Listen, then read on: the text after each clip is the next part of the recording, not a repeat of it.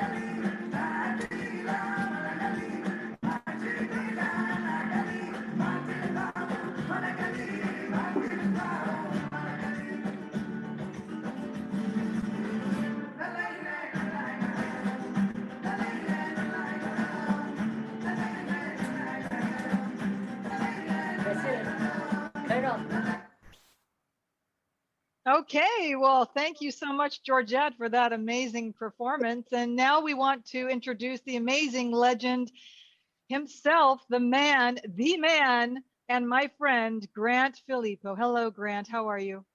How are you? How I'm are you, so thrilled. Ninon? I'm absolutely amazing. All the better for seeing you and all these beautiful costumes you have behind you.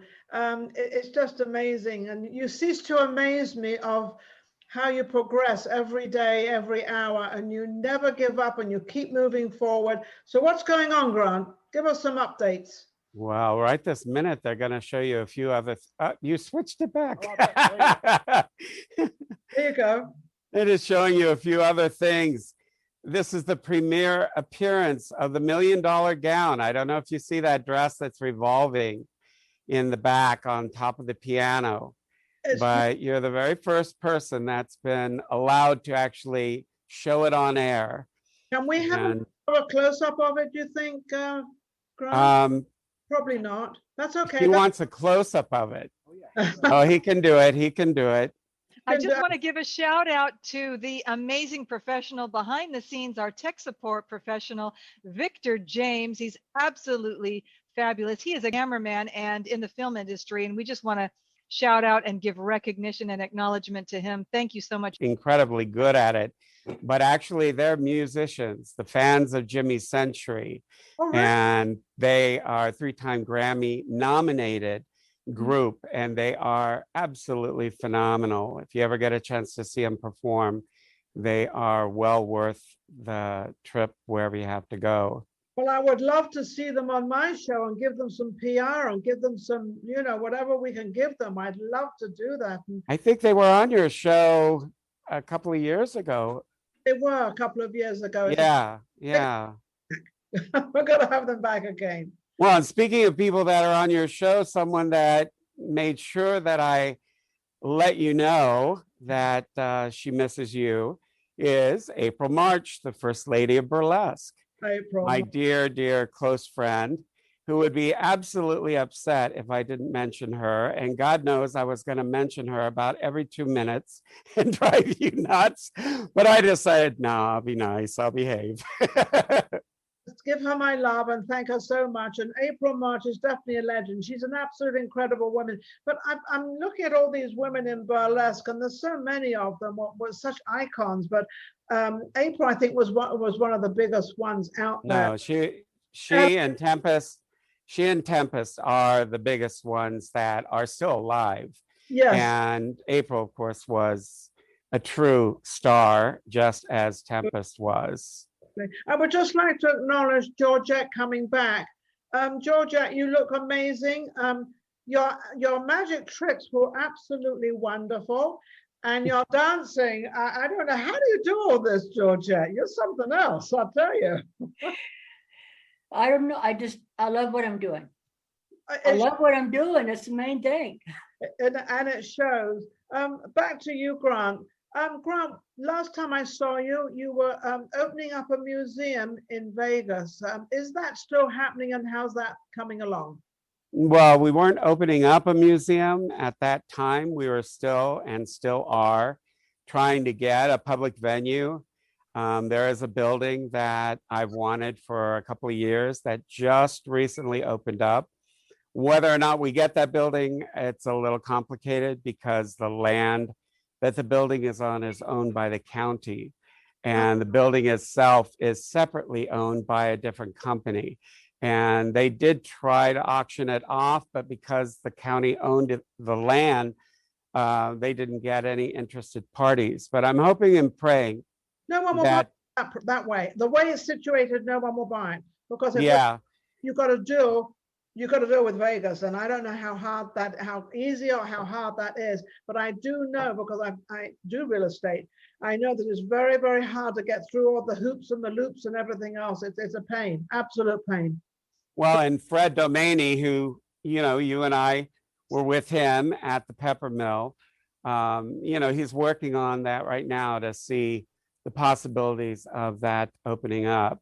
Of course, we did, since the last time I saw you, it was just costing us so much money to have 4 warehouses with all of our collection there that we did get an enormous one, a very big storage facility that's fully air conditioned and climate controlled, and it moved everything that was in those units into that. So now everything, the sets from Jubilee and all the fabulous shows, Casino de Paris and what have you, all that stuff is being protected. Of course, it's still costing us money, but it actually ended up costing less. In one place, and so hopefully we're going to put all our prayers out there. Absolutely. Now, Georgette, I understand that you are putting together a movie, and through the grapevine, I heard that you and I are going to be the of this sport club, nightclub, burlesque club. I don't know what it is, and AJ is going to be the manager. Did I read right? Yeah, you ready? You want to hear it? Are you ready? I know what I'm doing. Okay, it's going to be a movie about legends of burlesque, and Dusty Summers will be in it. Dusty's writing the story right now for it. Legends of Burlesque, which I'm also a legend. So is Dusty Summers. And you're going to be the owner of the club, and I'm going to be the owner of the club. We're going to own the nightclub. And AJ is going to be the manager. You there, Oh, that's going to be a laugh. You and I have one club. This is. It's not. That's not. Wait a minute. That's not all of it, honey. Oh.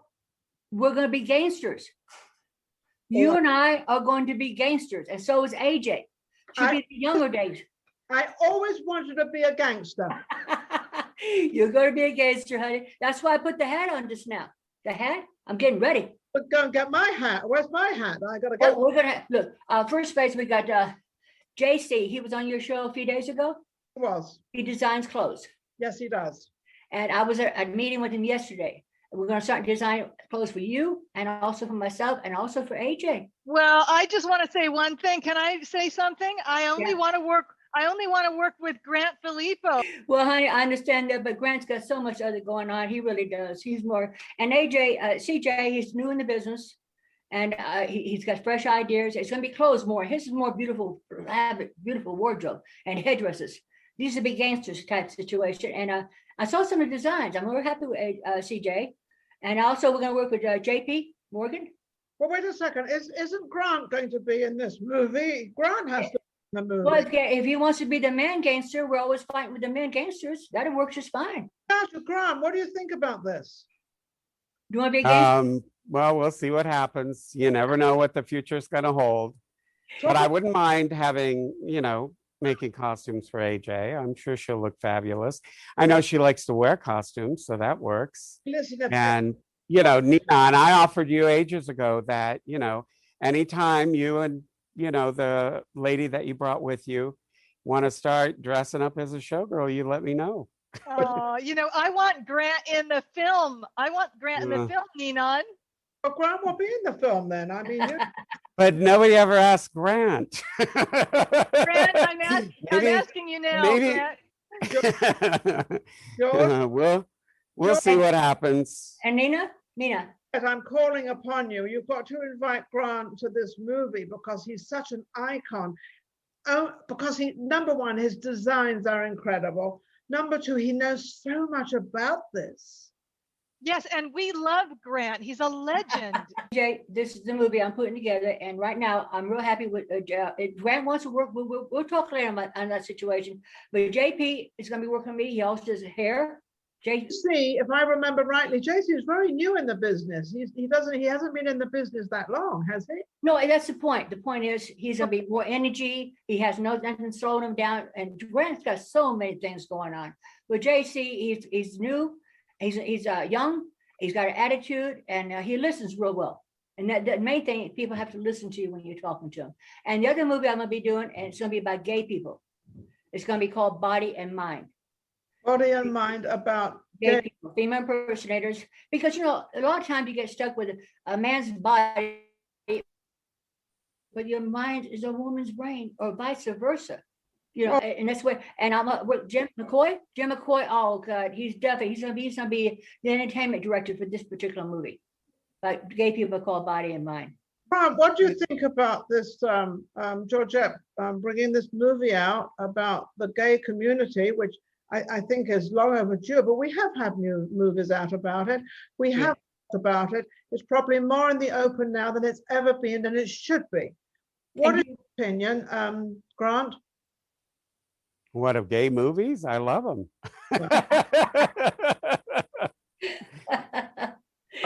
I want to say more detail because I don't know the correct word to bring out, but more, I think so people understand, as Georgia just said, we have a man's body, but we feel like a woman. We are a woman and feel like a man. So I don't know how any of that works, obviously, but I think for you, Grant, you would understand this a little more than certainly me. Well, I have definitely had my moments of, dressing up and having a great time as the look of a woman. I know a lot of people that, are trans and have gone through the process, and some of them that go maybe halfway or whatever the situation is. It's a lot different. People think just because you're gay, which, surprise, I am, that I should know exactly what it's like for all of them. And the only way I know is through them telling me what it's like. And experience who you are. It's more. Well, I think it's really important that the people that, if they are going to be involved with this, then they need to be people who have actually experienced it and have those feelings and have done all of that, because you can disrespect people's life so much by doing something uneducated, by just assuming that things are a certain way. And I think when you learn what their lives are like, and I've known so many people that have gone through complete sex changes. My lead showgirl ended up marrying a prince from India, and nobody in a million years would ever have thought that she had ever been a man. And in her mind and soul, she never was a man. And fascinating, incredible performer.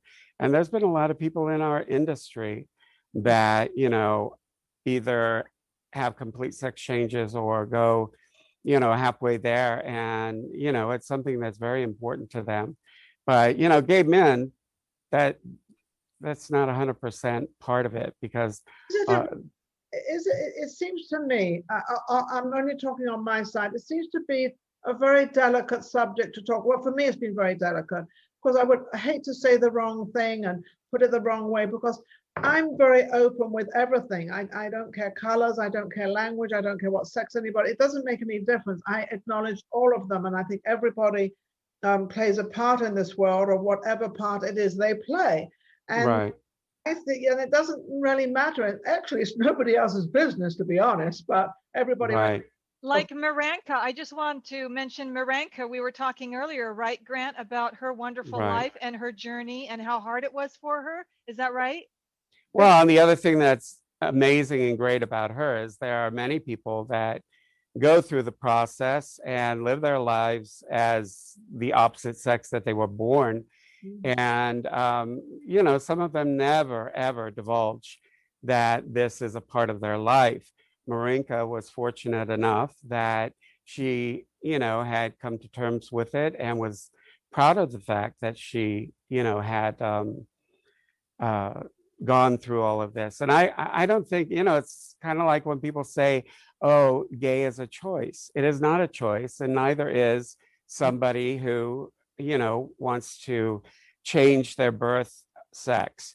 It's something that it happens. It's inside of you, and it has nothing to do with a choice. There is no choice. It'd be just like, saying to you beautiful women, oh, well, you should, go this way. You either feel it or you don't feel it. There's no, nobody tempting you is going to make it happen. It doesn't matter. Georgia, you sort of opened this conversation up by talking about making a movie like this. So now you've listened to Grant, myself, and AJ. What do you feel about our opinions on what we are kind of talking about, especially Grant, because he understands this better than anybody? No, Nina, I think I fully understand. I'll explain to you why. My stepfather, since I was 6 years old, he was gay. He was born gay, and he married my mother, which was very confusing for my mother, because he should have never told my mother So I lived with that my whole life, and my father being totally confused because his mind was completely different from what his body matched. But you know, he loved my mother, but he was a gay man. So I totally understand. So I have an understanding because I lived it. Plus, I worked. You got to realize I'm performing now 70 years since age 3. Yes. I worked in my days. The reason I told you I want to do movies about gangsters because in my days nightclubs were owned by gangsters. Yes, they were. And I also was involved with John Gotti for many, many years. John Gotti.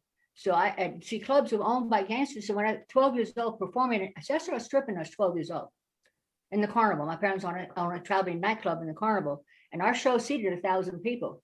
And how I got my strength and muscles from putting up Terradine carnival rides and driving semi trucks and driving tent stakes in the ground and working 18, 20 hours a day and going 2-3 days at a time with no sleep. So I've been born and raised I was born in Rainy Brothers. So my whole life's been around show people.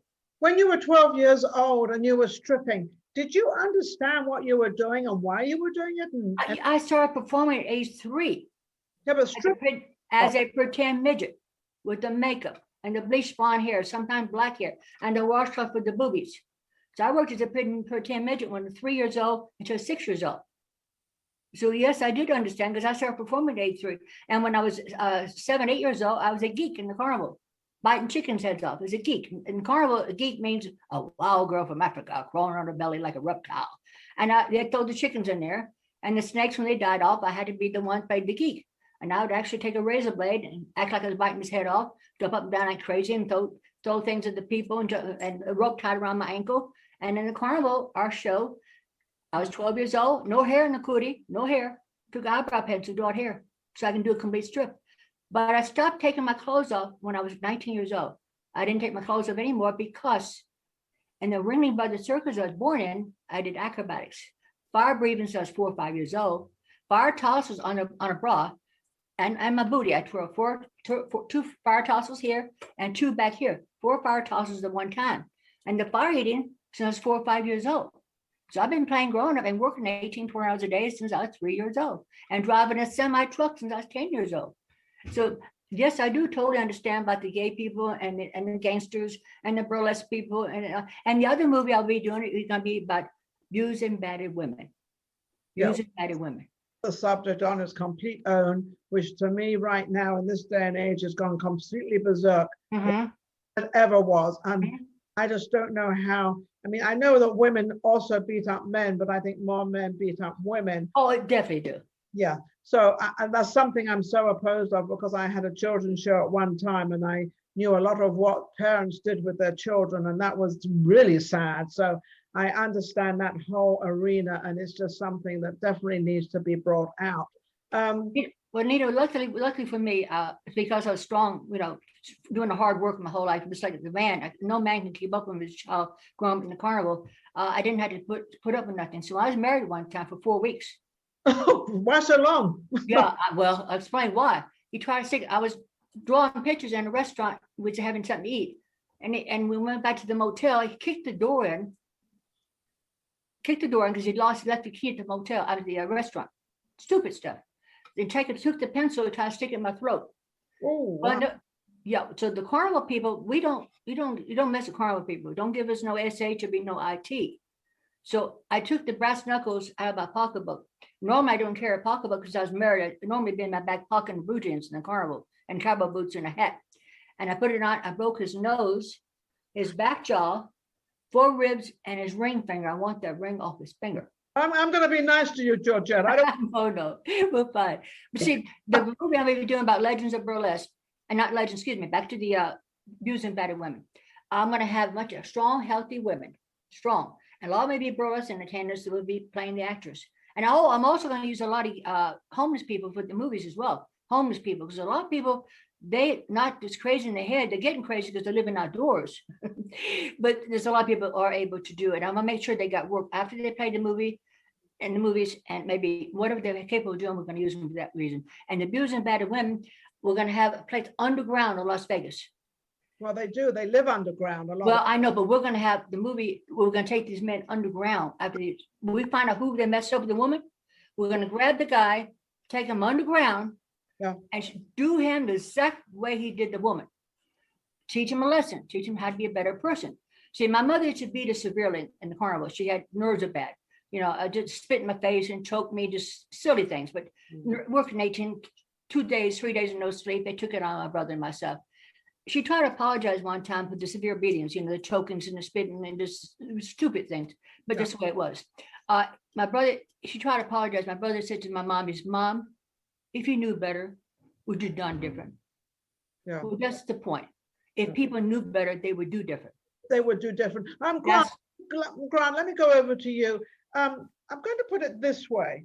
You're both actually in the entertainment business in one way or another. And both of you have kind of gone through very different roads, but also very, very much the same.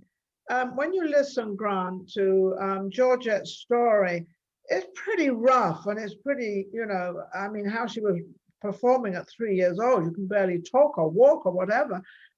What goes through your mind, Grant?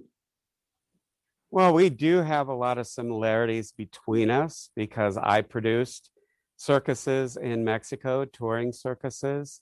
And, there isn't, if anything, to me, her getting such an early start in show business, in that environment, because I know what the environment is like. Now, I didn't work carnivals, the carny system, but I did work circuses. And it is such a magical world to be there. When I did my first circus in 1993 in Mexico, I absolutely fell in love because it is a city within itself. All the people that are in there, their families, the children, the parents, the grandparents, they all live in that environment. They have very little to do with each city that they go to because they have their own little world. And for me, it was the most beautiful thing I ever saw, because although many of them, the peons that's what they call them, had, horrible situations where they would sleep in these metal boxes underneath of these enormous tractor trailer trucks with no cushions or anything. And, I'm always the fatherly type or motherly type, depending on who it is.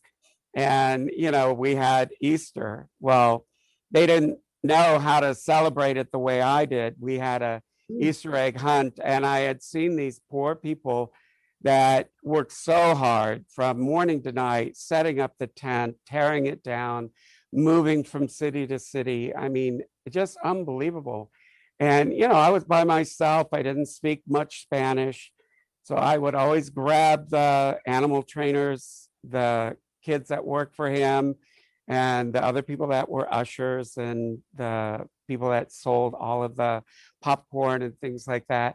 And I would take them to Chinese restaurants and have 15, 20 of them. And they're like, oh, you're so generous. Well, of course, the money was phenomenal when you consider what the peso was worth when I was down there.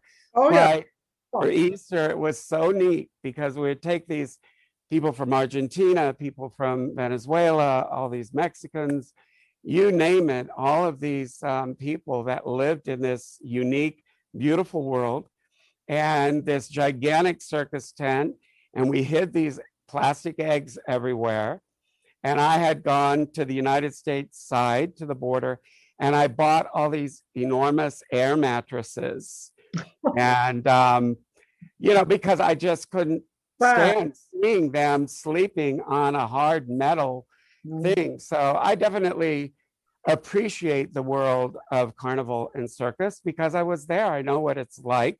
I know how hard it can be and how even small things like taking a bath is next to impossible unless you have a hose. And, that's not great. But of course, you have to look wonderful. And the other thing, I don't know if all places are this way, but in Mexico, it was so incredible because I'm telling you, Ninon, these families that didn't have a lot of money, I don't know how their parents did it, but they must have had a cookie jar somewhere and they would save that money. And the night that they would go to see the circus, those kids of theirs, didn't matter how many they had, they were dressed in the finest gowns. It was like they were Cinderella for one night. And the little boys in their little suits, And they would take them and they would sit in these boards that were lashed on to a metal frame that you could fall through and break your ankle, you know. And they, for one night, would spend every bit of money they could on those kids so that they got everything they wanted. And they treated them like $1 million. And you could see the joy in the parents' faces that they were able to do that for these children that they were so proud of. And just working in that environment, all the times when I had to pay the hotel bill to get all the dancing girls from England and Russia out because they had taken their luggage and they wouldn't let them go because the promoter didn't pay for it. It was all worth it. It was all worth it just to be around that environment, around those people, to see that much love. And of course, I did it several other times, and every time it was the same thing. So being in that world is something that people should be envious of Georgette for.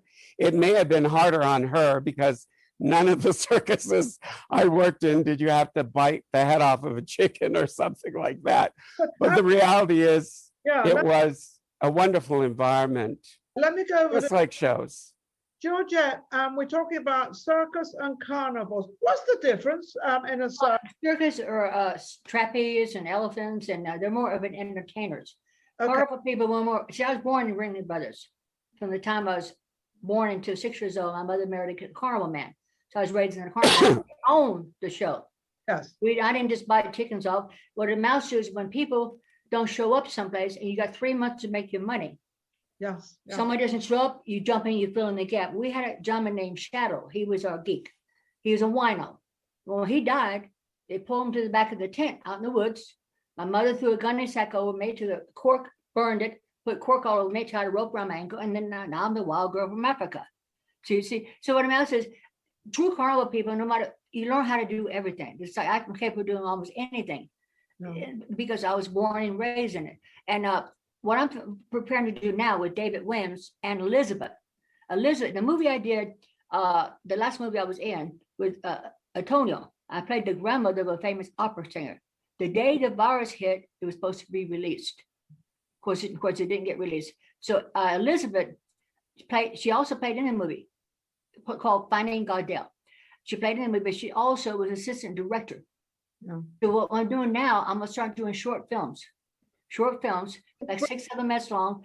So I'm starting to get my people together, a crew, and get people organized. And then I need $80 to $100 million to do it correct. I'm gonna start with commercials for television first, because commercials they're fun. I love commercials because they're hip. It don't take as long to do them either. And I'm also gonna have a recording studio, and I'm also going to be making movies, but more movies for television and not so much for movies, because right now I think television is the way we need to go. Now, Georgette, since we don't have very much time left, I'd like you to shout out, how can people reach you and how can they help you and how can they fund you? Make it as you can. Okay, listen, you can find me Georgetter Dante, Georgette Dante Hotmail. Okay. And my friend Elizabeth just set me up, and I have US Bank, and it's called Zelle, Z-E-L-L-E. Is that how you pronounce it? Zelle. And my birth name is Dale, D-A-L-E, Elaine Baker, B-A-K-E-R. And my phone number, 702-750-4866. So it'll help us, if people start helping us financially, to start putting money in my bank. We can start doing these short films and start getting people organized, where we can start doing movies like the movie with yourself as well, and AJ. Let me now go over to Grant. Grant, we don't have much time, so let's get you. How can people reach you and help you with your project, with the museum and everything? Well, the newest thing that's happened for us is we've been approved of by Amazon Smile. So anybody who ever buys anything at Amazon, if you want to help our nonprofit, which is the Society for the Preservation of Entertainment History, you can put us as your nonprofit, and they give, I believe it's 1% of whatever you purchase through Amazon. It will go into our nonprofit. And of course, you can go to Las Vegas Showgirl Museum.com or just showgirlmuseum.com, or go to Facebook and look us up there as well. Okay. And we are open again to the public, so we're by appointment only. So if Okay. you contact us and would like to see the collection, just give you- us a call.